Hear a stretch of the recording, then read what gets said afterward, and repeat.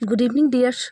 हर रोज़ की तरह आज आप लोगों के लिए लेकर आए हैं बिहार पुलिस का एग्ज़ाम पैटर्न पर आधारित सेट। ठीक है, जो भी फ्रेंड्स हमारे चैनल पर आए हैं प्लीज़ चैनल को सब्सक्राइब कर दीजिएगा, क्लास को लाइक और शेयर ज़रूर कीजिएगा ताकि इस क्लास से दूसरों को भी फ़ायदा हो, आपके फ्रेंड्स को भी फ़ायदा हो। तो फ्रेंड्स देखिए, आज का पहला क्वेश्चन शुरू करते हैं। देखिए पहला क्वेश्चन क्या कह रहा है, निम्नलिखित में कौन सा राजपूत राजा संगीत पर एक नए पुस्तक लेखक के रूप में जाना जाता है। संगीत पर एक नए पुस्तक लिखने का कार्य कौन सा राजा करते थे?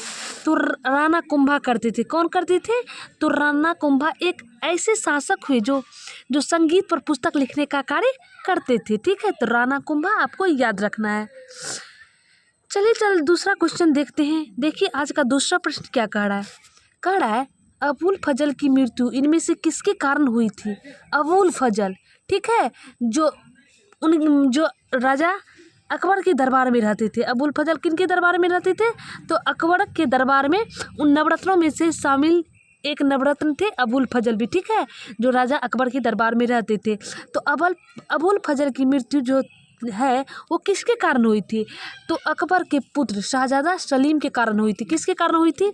तो शहजादे सलीम के कारण। ठीक है, तो इस बात को आपको याद रखना है। ऑप्शन नंबर 1 करेक्ट हो जाएगा। तीसरा प्रश्न कह रहा है, भारत और पाकिस्तान के बीच शिमला समझौता कब हुआ था? भारत और पाकिस्तान के बीच शिमला समझौता कब हुआ था? तो 1972 ईस्वी में हुआ था भारत और पाकिस्तान के बीच शिमला समझौता। ठीक है, तो 1972 आपको याद रखनी है कि भारत और पाकिस्तान के बीच जो शिमला समझौता है वो वर्ष 1972 में हुई थी। ठीक है, देखिए अगला प्रश्न क्या कह रहा है। चौथा नंबर प्रश्न कह रहा है, गोवा किस वर्ष आज़ाद हुआ था? गोवा किस वर्ष आज़ाद हुआ था? अर्थात गोवा अपना आज़ादी दिवस कब से मनाना शुरू किया है? तो 1961 से। गोवा कब आज़ाद हुआ था? तो 1961 से। 1961 में आज़ाद हुआ था, अर्थात अपना आज़ादी दिवस भी 1961 से अब तक मनाते आ रहे हैं और आगे भी मनाते रहेंगे। ठीक है, तो 1961 आपको याद रखनी है। चलिए चलते हैं अगले प्रश्न की ओर। देखिए अगला 5वां नंबर का प्रश्न क्या कह रहा है, निम्नलिखित में से किसे पेरिस की रॉयल एशियाटिक सोसाइटी की सदस्यता प्रदान की गई थी? कह रहा है पेरिस की रॉयल एशियाटिक सोसाइटी की सदस्यता प्रदान की गई थी। तो किसे की गई थी? तो माइकल मधुसूदन दत्त को सदस्यता प्रदान की गई थी। किसे सदस्यता प्रदान की गई थी? तो माइकल मधुसूदन दत्त को। माइकल मधुसूदन दत्त याद रखना है, Michael Madhusudan Dutt. Option B correct हो जाएगा। देखिए अगला प्रश्न कह रहा है, निम्नलिखित में से किसने गुरुमुखी उपनाम से अपनी कविताओं की रचना की है? तो गुलरुखी उपनाम से अपनी कविताओं की रचना की है। तो सिकंदर लोदी की हैं। कौन की हैं गुलरुखी उपनाम से अपनी कविताओं की रचना? तो गुलरुखी उपनाम से अपनी कविताओं को रचना करने का कार्य सिकंदर लोदी किए थे। कौन किए थे?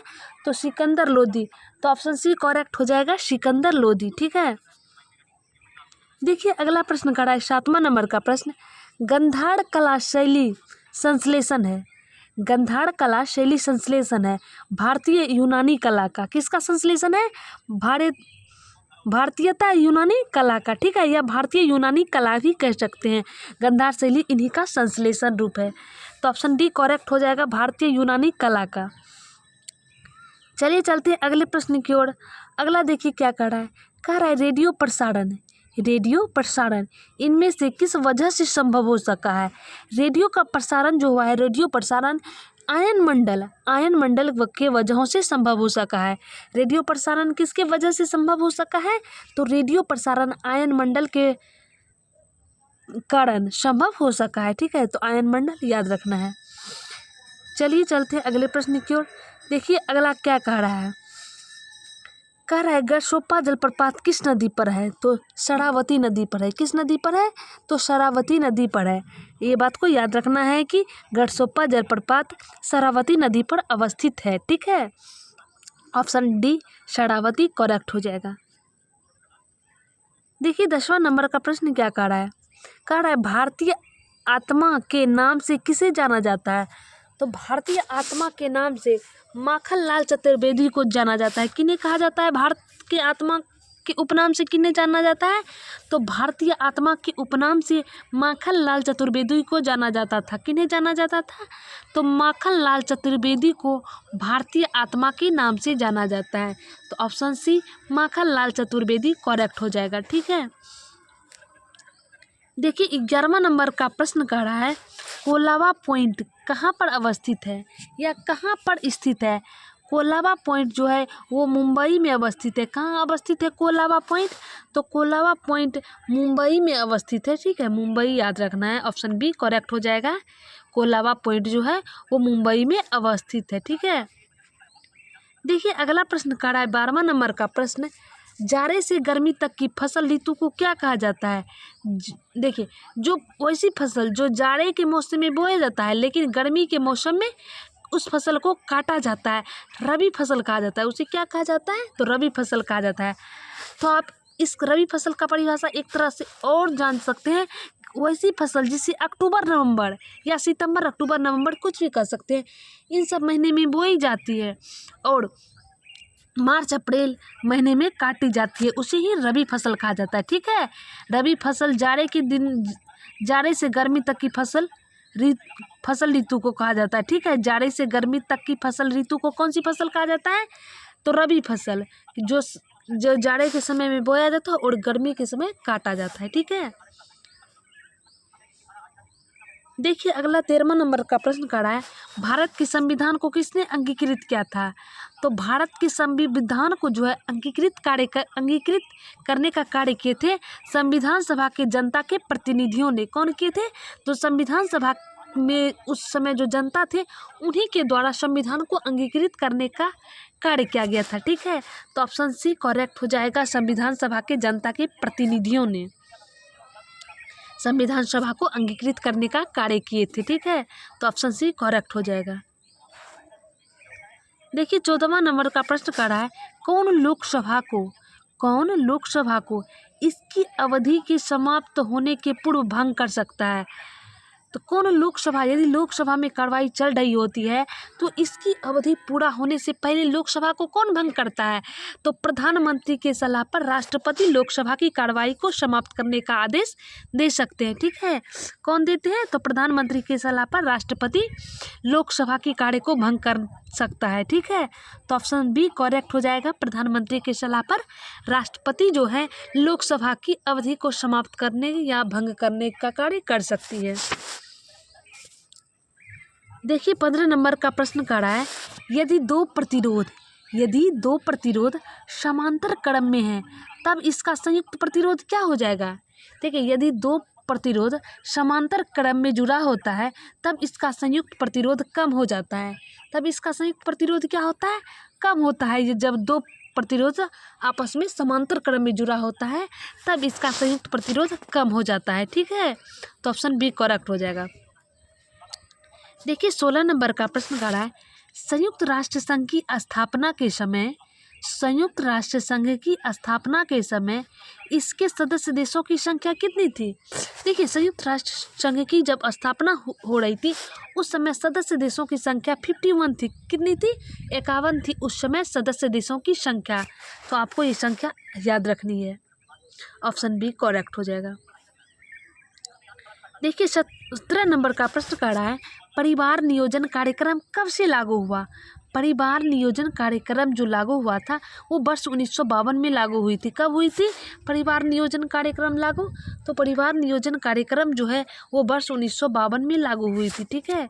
तो ऑप्शन सी करेक्ट हो जाएगा 1952।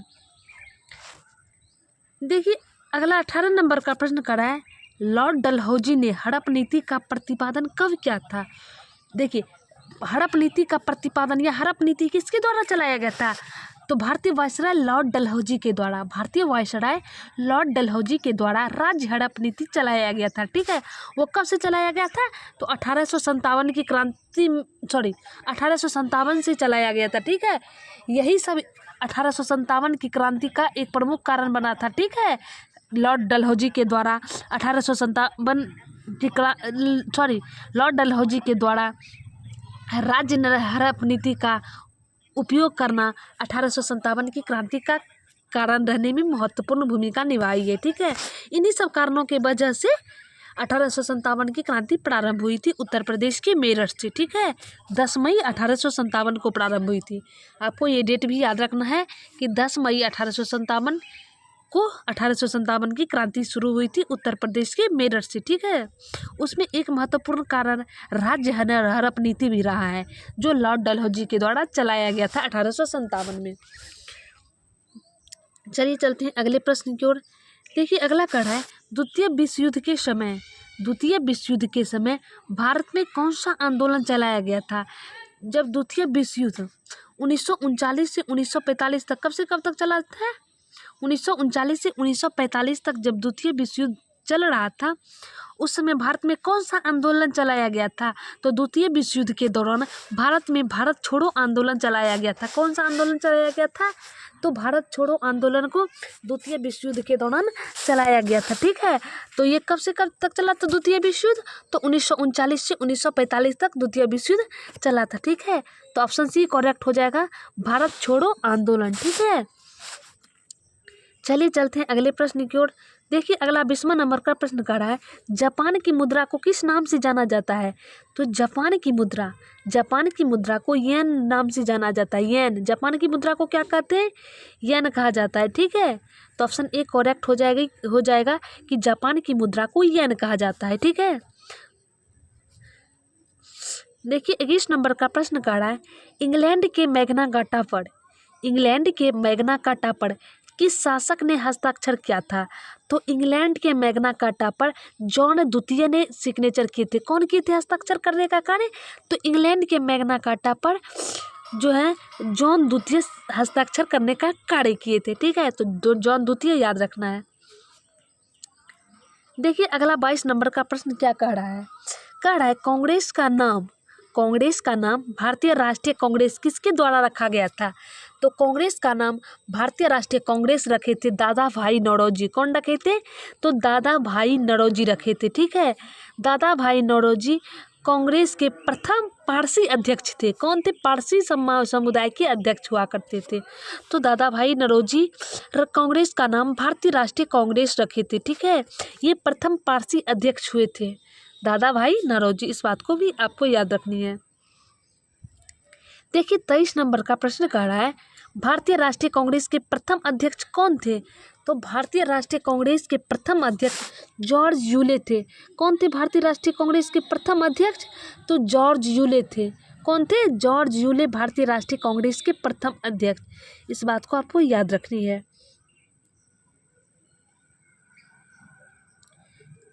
देखिए अगला प्रश्न कह रहा है, भारत में दास प्रथा का उन्मूलन 1843 में किसके शासनकाल में हुआ था? तो दास प्रथा का जो उन्मूलन 1843 में हुआ था वो लॉर्ड एलन बड़ो के शासनकाल में हुआ था। किसके शासनकाल में? लॉर्ड एलन बड़ो के शासनकाल में भारत में दास प्रथा का उन्मूलन वर्ष 1843 ईस्वी में हुआ था। ठीक है, तो लॉर्ड एलन बड़ो याद रखनी है। देखिए 25 नंबर का प्रश्न कह रहा है, वर्तमान लोकसभा में स्थानों का आवंटन निम्नलिखित में कौन सा जनगणना पर आधारित है? तो वर्तमान में लोकसभा की जो स्थानों का आवंटन जो है वो किस ईस्वी की जनगणना पर आधारित है? तो वो 1971 की जनगणना पर आधारित है। किस ईस्वी की जनगणना पर आधारित है? तो 1971 की जनगणना पर आधारित है। ऑप्शन नंबर ए करेक्ट हो जाएगा, 1971। देखिए 26 नंबर का प्रश्न कह रहा है, संघीय कार्यपालिका की सर्वोच्च शक्ति किसमें निहित होती है? तो संघीय कार्यपालिका की सर्वोच्च शक्ति जो है वो राष्ट्रपति में निहित होती है। किन में निहित होती है संघीय कार्यपालिका की सर्वोच्च शक्ति? तो संघीय कार्यपालिका की सर्वोच्च शक्ति जो है वो प्रेसिडेंट में निहित होती है, अर्थात राष्ट्रपति में निहित होती है। ठीक है, तो ऑप्शन बी करेक्ट हो जाएगा कि राष्ट्रपति में निहित होती है। ठीक है, देखिए 27 नंबर का प्रश्न कह रहा है, केंद्रीय मंत्री परिषद की बैठकों की अध्यक्षता कौन करता है? केंद्रीय मंत्री परिषद की बैठक की अध्यक्षता करने का कार्य पीएम करते हैं, प्रधानमंत्री करते हैं। कौन करते हैं? केंद्रीय मंत्रिपरिषद बैठक की अध्यक्षता।